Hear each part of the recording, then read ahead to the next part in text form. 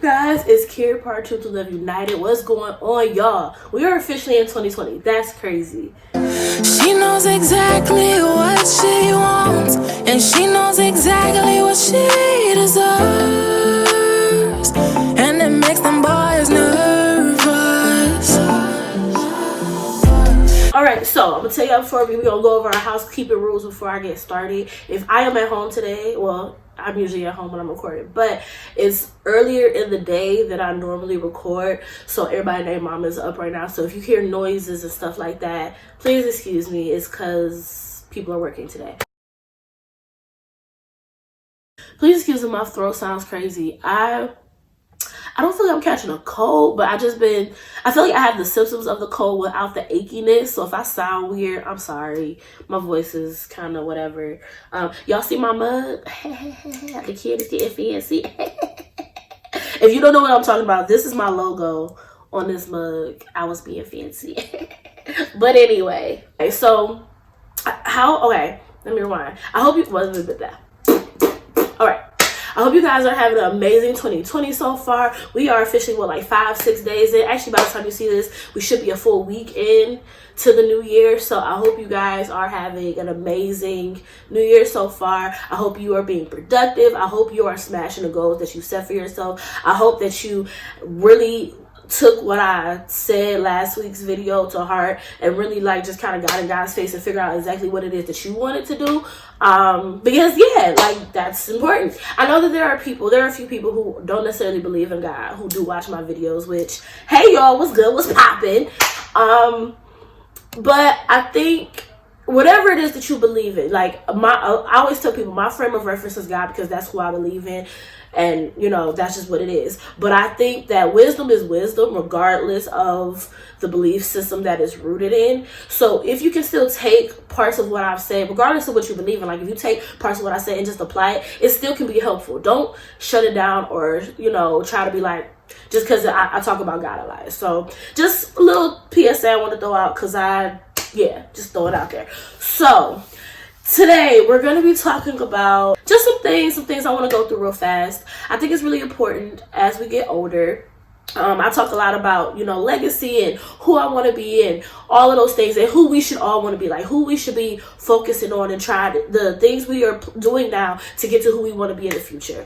And you have to think about from this perspective. Who do you want to be? Do you want to be your hero or do you want to be your antagonist? And what I mean by that is, one thing that I strive for is to be who I needed when I was younger. I grew up, I'm the oldest on my mom's, the second oldest on my dad's, but I have an older brother. He has a different mother than the rest of us, so he didn't grow up with us. So frankly, I was the oldest. And it's 6 years between me and my sister, 8 between me and my brother. And, it was kind of I was always around adults. So I've always been kind of mature for my age. But I never really had, I feel like a big sister until I got older. Until I became till I was able to start getting into the world, kind of making my own connections. And really in church and stuff like that. But as a little girl, as a teenager, I never really felt like I had an older sister, or I had people I loved and I cared about, and maybe I would get tidbits from, but not a consistent, like how me and my sister, now we haven't always been in the closest, but now that we're older, I feel like we have a more consistent relationship. I didn't have that with someone older than me that was a woman growing up, outside of my mama, but she your mama, so that's different. You know what I'm saying? So I more intentionally now, but when I was younger, I really didn't think about it. I try to make sure that those women who I come into contact with, I forge those relationships. The ones that are, that I feel led to forge. And I want to be who I felt I needed at that time. And I know that there are some women who, we're getting up there, the women who I hang with, we're in our 30s. The women, I know there are a couple different age groups of women that watch my videos, which, hey, y'all, I appreciate that. But once you hit 30 and older, I feel like there needs to be a different mind frame when it comes to how we operate with younger people, especially younger women if you're a woman and younger men if you're a man. Because you need to, like I said, you need to try to be for that person who you needed at that age. When I was younger, I needed someone who was a no judgment zone. I needed someone who I could talk through some of the things that I was dealing with, some of the things that I was feeling, and get some wisdom from somebody that was older. You know, and I needed to know that, yeah, I might be saying some wild stuff right now. I might be saying some crazy stuff, but I need you to just let me get it out and then tell me what I need to hear after the fact. And I just didn't have that. So I go out of my way to make sure that I'm that for other people. And I think the ones who know, they can call me, they can come over, whatever it is, like they know, like I do my best to be there. But I also see that there are some women who are very, well, life has made them hard to the point where they don't want to be helpful to anybody else. And it's very like, well, I had to get out here and get it, so you got to get out and get it for yourself. And it's like, if you have the knowledge, why wouldn't you want to share it? I don't understand. If you can save someone from some of the heartache that you've been through, from some of the pitfalls that you fell into, if whatever. I say forge relationships with other women because I'm a woman, but it doesn't necessarily have to be that. Just forging relationships with younger people in general. Maybe you're really dope at doing hair. Maybe someone who you see a talent is someone who's younger, so you take an interest in them, maybe trying to help them get their skills up or whatever. I love to dance. I will never claim to be, the best dancer out here, but I like to do a little two-step. So if I see someone who, is interested in that, like we have those conversations and I just give them a little tidbits that I know and all of this and that. Like just being intentional about trying to impart wisdom or plant good seeds into the next generation that's coming. And I had a conversation with somebody who was one of those, well, we all got to get out here and learn. And you got to get it how you live, I had a conversation with one of those people. And I was like, who was the antagonist in your story? And she was like, what? And I said, who did you wrong? Who rubbed you the wrong way? What happened? And we really started having a real conversation about some of the things that she had been through. And I said, after she told me, and it was, don't get me wrong, it was traumatic. A lot of things that she had been through were traumatic. And unfortunately, a lot of them have been brought on by women. So I understood her perspective.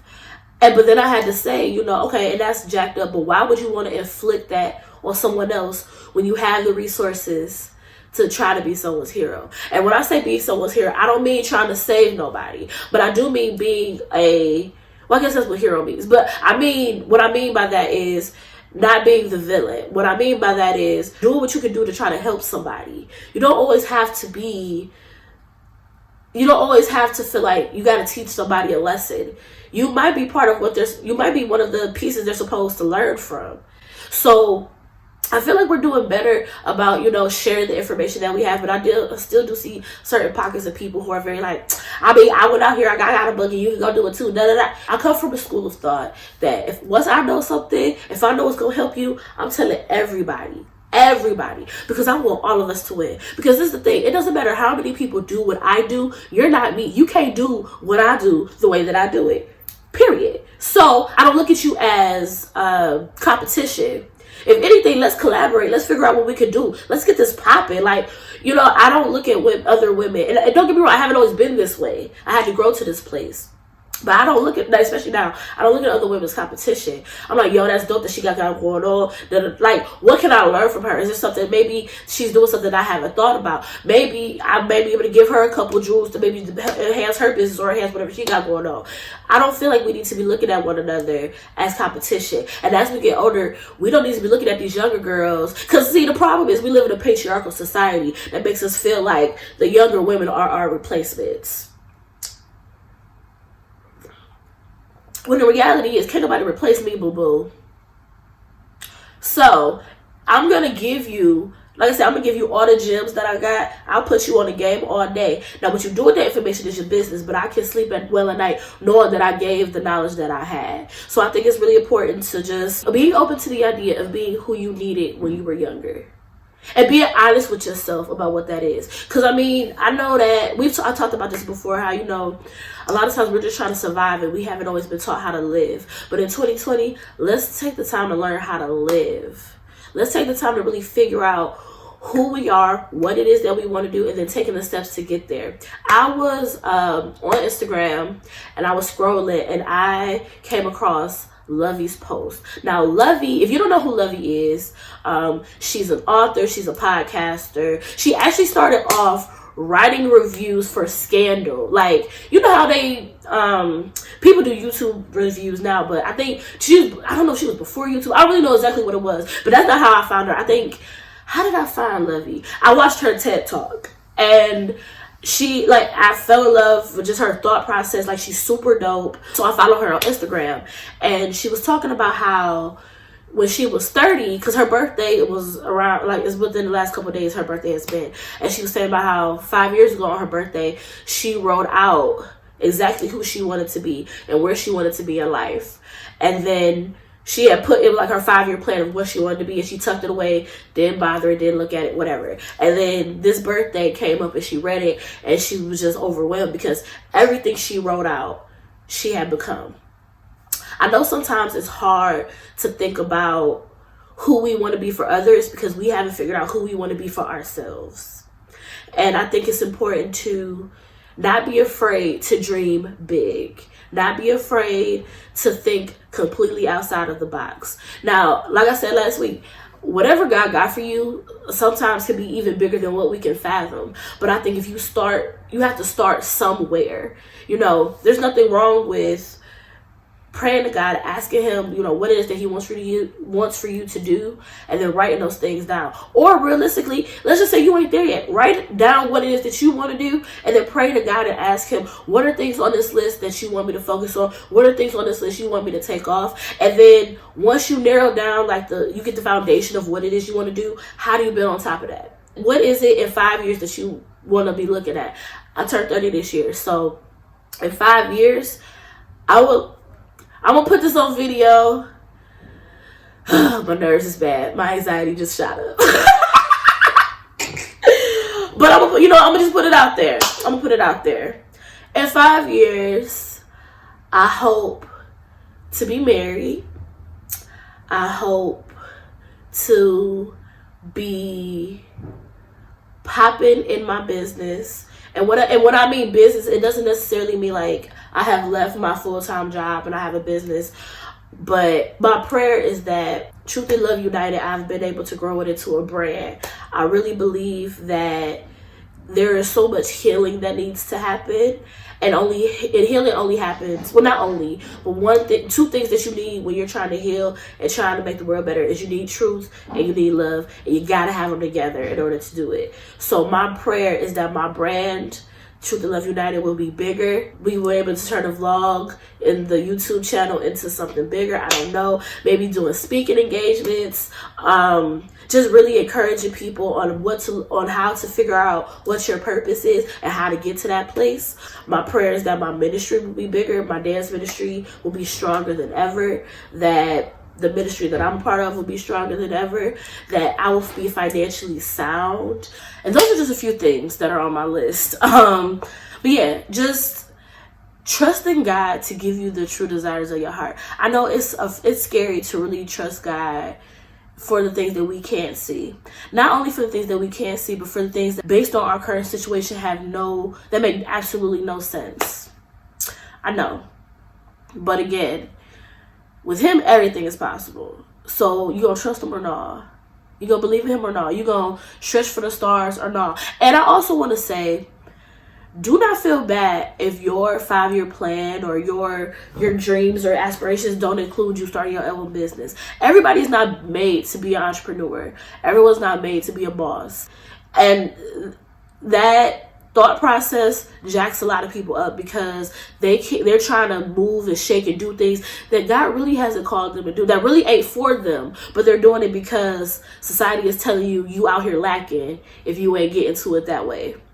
Don't fall for that trap. That's the devil. Don't fall for that trap. I know I just said a lot, but at the end of the day, I hope that you're not just existing, that you're living, and you're being intentional and purposeful with what you're doing and what your moves are. And as you're making your moves and you really are striving for your dreams and you are accomplishing those things that you wrote down, and when you look back, you be like, wow, that's crazy. Think about the type of person you're going to be when you get there. who are you going to be? You going to be your hero or are you going to be your antagonist? Don't be the bully of somebody else's story. And don't get me wrong. We all have to come to the realization that for some people, we always going to be the villain. That's cool, but that's not what I'm talking about here. I'm talking about what steps are you specifically going to make to be a positive influence in somebody else's life. And if you don't feel the responsibility to do that, why? So I hope you found this helpful. I hope that you love this video. If you did, please make sure you give it a thumbs up. Please make sure you also like, comment, and subscribe. All that good stuff. Also, I have a surprise. Something that I'm very, very, very, very, very excited about coming this Friday. I'm going to announce it actually on my Instagram. So if you are not following me on Instagram, get your life, gather yourself, and get it together. It's something that I am very, very excited about. And I hope that you guys will support me in it when it comes, when I tell you about what it is. Yeah, so I love y'all. Tell me in the comments, what's one thing you go write down on in your letter to yourself 5 years later. That's what it should be. Write yourself a letter. Write yourself a letter about who you hope that you are in 5 years. And then what are you doing to put in the work to be that person? What's one thing that y'all want to have accomplished in 5 years? What's one thing?